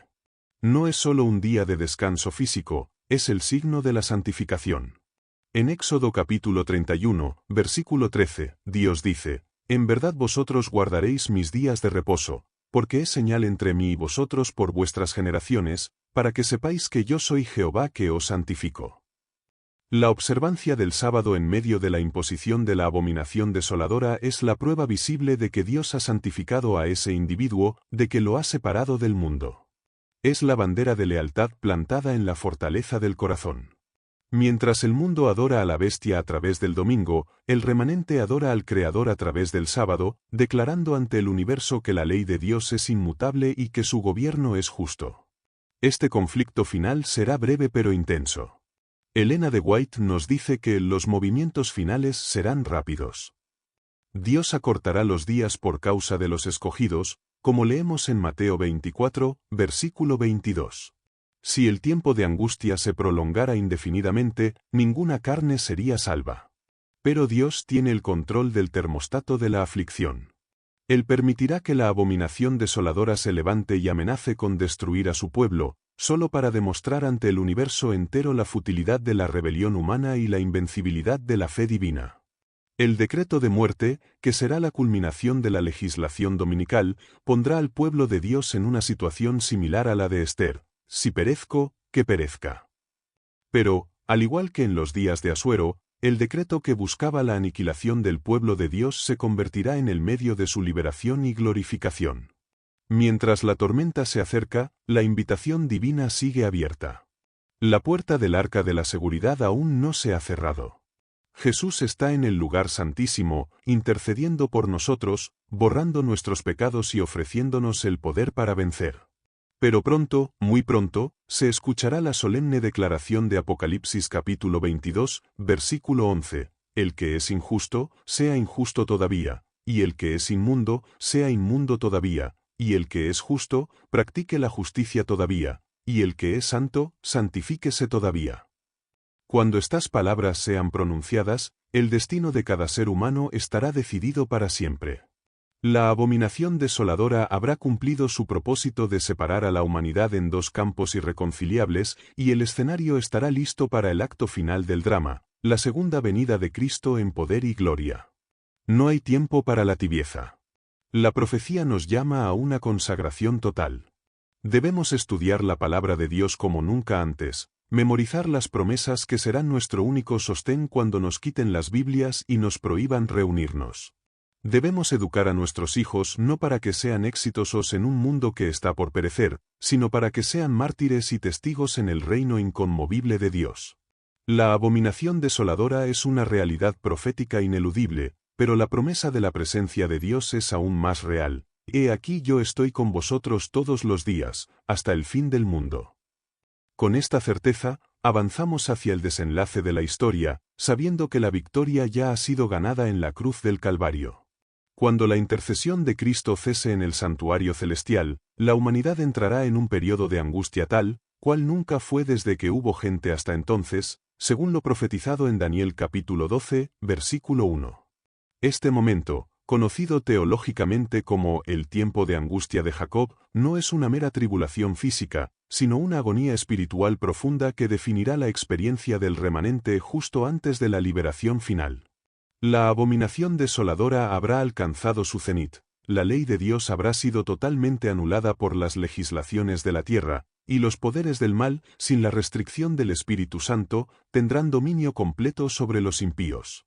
En este escenario, el pueblo de Dios, aunque protegido por ángeles poderosos, se sentirá solo, rodeado de enemigos decididos a destruirlo, y atormentado por el temor de que algún pecado no confesado les impida recibir la aprobación divina.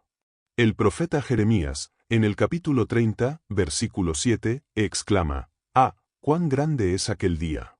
Tanto que no hay otro semejante a él, tiempo de angustia para Jacob, pero de ella será librado». ¿Por qué se le llama angustia de Jacob?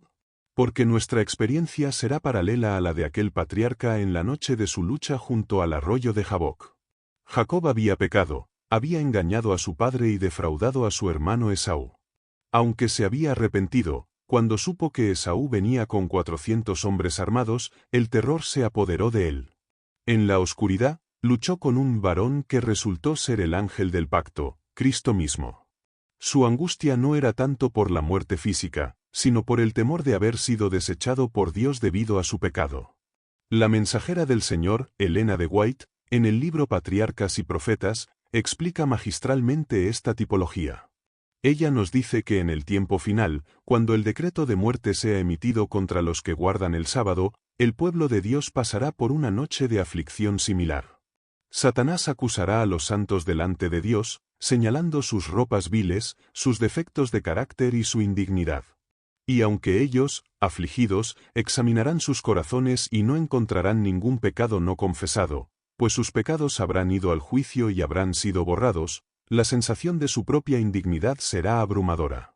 Sin embargo, así como Jacob no soltó al ángel hasta que fue bendecido, el remanente se aferrará a la promesa de Dios con una fe inquebrantable que no aceptará una negativa. Es vital comprender que durante este tiempo no habrá mediador. Jesús habrá salido del lugar santísimo, se habrá quitado las vestiduras sacerdotales y se habrá vestido con las vestiduras de venganza, como lo describe Isaías capítulo 59, versículo 17.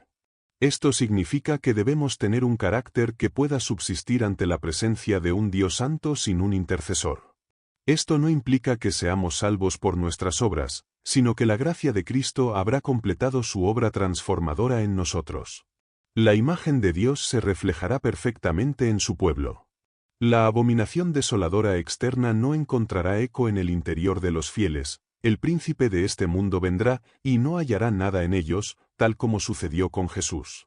Mientras los juicios de Dios caen sobre la tierra en forma de las 7 postreras plagas, descritas en Apocalipsis capítulo 16, el mundo impío se volverá contra los líderes religiosos que los engañaron. La abominación que erigieron, el falso día de reposo y la unión ilícita de Iglesia y Estado, no les traerá la paz prometida, sino destrucción y muerte.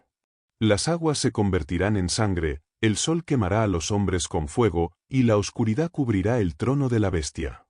En medio de este caos universal, la promesa del Salmo 91 se cumplirá literalmente: caerán a tu lado 1000 y 10.000 a tu diestra, mas a ti no llegará. El pan y el agua serán seguros para los justos que, escondidos en las fortalezas de las rocas y en los retiros solitarios, esperan la manifestación de su Señor. Y entonces, en el momento más oscuro, cuando parezca que los impíos están a punto de ejecutar el decreto de muerte, Dios intervendrá. Elena de White describe en El conflicto de los siglos, página 693, que a medianoche es cuando Dios manifiesta su poder para librar a su pueblo. Aparecerá el sol con todo su esplendor, y señales y prodigios seguirán en rápida sucesión. Los impíos mirarán con terror la escena, mientras que los justos contemplarán las señales de su liberación. Los cielos se abrirán y se cerrarán, y se escuchará la voz de Dios, como el estruendo de muchas aguas, declarando el día y la hora de la venida de Jesús y entregando el pacto eterno a los que han guardado sus mandamientos. Aquí ocurre un evento profético de inmensa importancia que a menudo se pasa por alto, la resurrección especial. El profeta Daniel, en el capítulo 12, versículo 2, dice: «Y muchos de los que duermen en el polvo de la tierra serán despertados, unos para vida eterna, y otros para vergüenza y confusión perpetua». A diferencia de la resurrección general de los justos al momento de la venida, esta resurrección parcial incluye a dos grupos específicos. Primero, a los que traspasaron a Jesús, los responsables principales de su muerte y los enemigos más acérrimos de su verdad a través de los siglos, para que vean su gloria y el honor conferido a los leales. Y segundo, a aquellos que murieron en la fe del mensaje del tercer ángel, guardando el sábado, para que puedan escuchar el pacto de paz de Dios con aquellos que han observado su ley. ¡Qué justicia poética divina! Aquellos que fueron ridiculizados por no aceptar la abominación desoladora serán vindicados ante los ojos de sus perseguidores antes incluso de ser transformados. La culminación de toda la historia humana llega con la aparición del Hijo del Hombre. Una pequeña nube negra, del tamaño de la palma de una mano, aparecerá en el oriente. Es la señal del Hijo del Hombre. A medida que se acerca, se vuelve más luminosa y gloriosa, hasta convertirse en una gran nube blanca, cuya base es como fuego consumidor y sobre ella el arco iris del pacto. Jesús no viene solo, viene con todas las huestes celestiales, miríadas de ángeles, cantando himnos de victoria. La tierra temblará ante su presencia, las islas huirán y los montes no serán hallados. Ante esta visión, los reyes de la tierra, los grandes, los ricos, los capitanes, y todo siervo y todo libre, se esconderán en las cuevas y entre las peñas de los montes, diciendo a los montes y a las peñas: «Caed sobre nosotros, y escondednos del rostro de aquel que está sentado sobre el trono, y de la ira del Cordero», como lo relata Apocalipsis capítulo 6. Versículo 16. ¡Qué contraste tan terrible! Aquellos que abrazaron la abominación desoladora para salvarse, ahora buscan la aniquilación para escapar de la pureza de Cristo. La abominación que adoraron los ha dejado desolados de esperanza.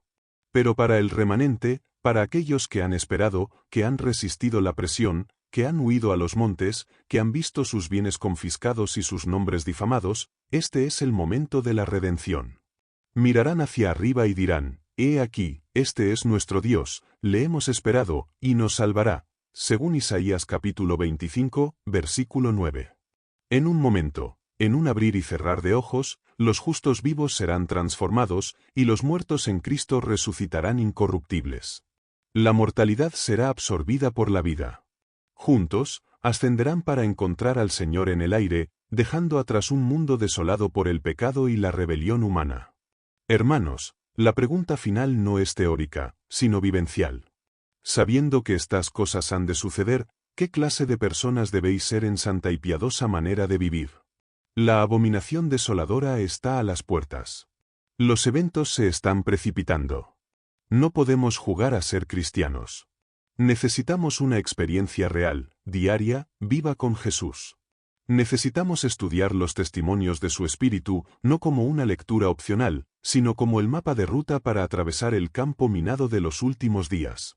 La preparación no es miedo, es amor en acción. Es amar tanto a Dios que ninguna oferta de este mundo, ninguna amenaza de muerte, pueda separarnos de su voluntad. Hoy, mientras todavía hay un intercesor en el santuario celestial, mientras la sangre de Cristo todavía puede limpiar la mancha más oscura del pecado, es el momento de asegurar nuestra vocación y elección. No permitamos que los afanes de esta vida, el engaño de las riquezas o la tibieza espiritual nos encuentren dormidos cuando el esposo llegue. La trompeta está a punto de sonar. La historia de este mundo está a punto de cerrarse. Que el Señor nos conceda la gracia, el valor y la fe para ser hallados fieles, de pie sobre el mar de vidrio, con las arpas de Dios en nuestras manos, cantando el cántico de Moisés y del Cordero, habiendo obtenido la victoria sobre la bestia, sobre su imagen, sobre su marca y sobre el número de su nombre. Amén y amén. Imagina por un momento el atardecer sobre el Monte de los Olivos. La luz dorada del sol poniente baña las piedras blancas del Templo de Jerusalén, creando un espectáculo de magnificencia que parecía eterno. Allí estaban los discípulos, hombres sencillos, mirando con asombro aquella estructura que Herodes había embellecido con tanto esmero. «Maestro, mira qué piedras y qué edificios», exclamaron, con el pecho hinchado de orgullo nacional y religioso. Sin embargo, la respuesta de Jesús cayó sobre ellos como un manto de agua helada, rompiendo la ilusión de permanencia terrenal. ¿Ves estos grandes edificios? No quedará piedra sobre piedra que no sea derribada.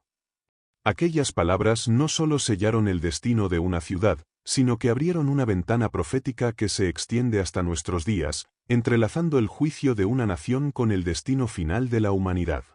Fue en ese contexto de intimidad y temor reverente que los discípulos, más tarde, en privado, le lanzaron la pregunta que ha resonado a través de los siglos: ¿cuándo serán estas cosas y qué señal habrá de tu venida y del fin del siglo? Es crucial notar aquí, como bien lo señala la mensajera del Señor, Elena de White, en su obra maestra El deseado de todas las gentes, que la profecía de Jesús en el capítulo 24 de Mateo es dual. Sus palabras tenían un cumplimiento inmediato para la generación judía de aquel primer siglo, pero al mismo tiempo, proyectaban una sombra larga y terrible sobre los acontecimientos que cerrarían la historia de este mundo. No podemos entender la urgencia del tiempo final si primero no comprendemos la tragedia de Jerusalén, pues lo uno es tipo y figura de lo otro. Jesús, con la mirada puesta en el futuro, les dio una advertencia específica, una señal inconfundible que marcaría el momento de la huida, el instante preciso donde la vacilación costaría la vida. Les dijo: por tanto, cuando veáis en el lugar santo la abominación desoladora de la que habló el profeta Daniel, el que lee, entienda, entonces los que estén en Judea huyan a los montes. Estas palabras se encuentran registradas en el Evangelio según San Mateo, capítulo 24, versículo 15. Pero, ¿qué significaba esta abominación desoladora para aquellos primeros cristianos? No era una entidad abstracta ni un concepto meramente espiritual en ese momento, era una realidad tangible, política y militar que estaba a punto de manifestarse con brutalidad. Históricamente, sabemos que esta señal se cumplió de manera literal. La abominación desoladora se manifestó cuando los estandartes romanos, con sus águilas imperiales, objetos de idolatría y reverencia pagana para las legiones, fueron plantados en el suelo sagrado que rodeaba el templo. Para el judío devoto, la presencia de estos símbolos paganos en Tierra Santa, es decir, en los alrededores inmediatos de la Ciudad Santa, era el sacrilegio supremo. Elena de White describe con precisión en el libro El conflicto de los siglos, en el capítulo titulado El destino del mundo predicho, que cuando los estandartes idolátricos de los romanos fuesen clavados en el suelo sagrado, que se extendía algunos estadios más allá de los muros de la ciudad, entonces los seguidores de Cristo debían saber que la desolación estaba cerca. Es fascinante observar la providencia divina en medio del caos de la guerra. En el año 66 de nuestra era, Festio Galo, el general romano, rodeó la ciudad de Jerusalén. Todo parecía perdido. Los judíos estaban atrapados, y la abominación estaba literalmente a las puertas. Sin embargo, de manera inexplicable desde el punto de vista militar, y justo cuando la victoria era segura, Festio ordenó la retirada. No hubo un ataque judío que lo justificara, ni una amenaza externa visible. Fue la mano de Dios retirando el cerco momentáneamente para dar cumplimiento a su promesa. Los cristianos, recordando la advertencia de Jesús dada casi 40 años atrás, reconocieron la señal. No esperaron a recoger sus bienes, no dudaron ni un segundo. Huyeron a Pella, en la región de Perea, más allá del Jordán. Este evento histórico es un pilar fundamental para nuestra teología profética. Nos enseña que Dios nunca derrama sus juicios sin antes enviar advertencias claras a su pueblo. La salvación de aquellos primeros cristianos dependió de dos cosas: conocer la profecía y estar vigilantes para actuar en el momento preciso. Si hubieran ignorado las Escrituras, o si hubieran estado demasiado ocupados con los afanes de la vida, habrían perecido en el terrible sitio que Tito, el hijo del emperador Vespasiano, impuso sobre la ciudad en el año 70. La historia cuenta que más de 1 millón de judíos perecieron por el hambre, la espada y el fuego, pero ni un solo cristiano murió. ¿Por qué? Porque entendieron el significado de la abominación desoladora en su contexto primario. Ahora bien, debemos preguntarnos con seriedad y temor de Dios: ¿tiene esto relevancia para nosotros hoy, o es simplemente una lección de historia antigua? La respuesta es un rotundo sí. La mensajera del Señor, Elena de White, nos advierte que lo que sucedió en la destrucción de Jerusalén es una pálida advertencia de lo que sucederá en el fin del tiempo.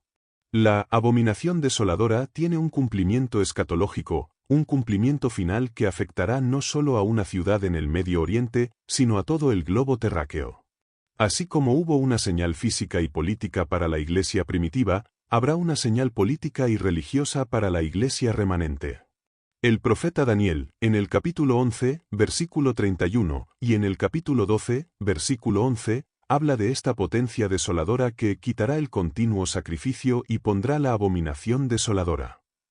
Aunque la interpretación histórica aplica esto al papado durante la Edad Media y su ataque contra el ministerio intercesor de Cristo en el santuario celestial, el principio de la abominación se repite. En el tiempo del fin, esta abominación tomará la forma de una imposición legislativa que atentará directamente contra la ley de Dios, específicamente contra el sello de su autoridad.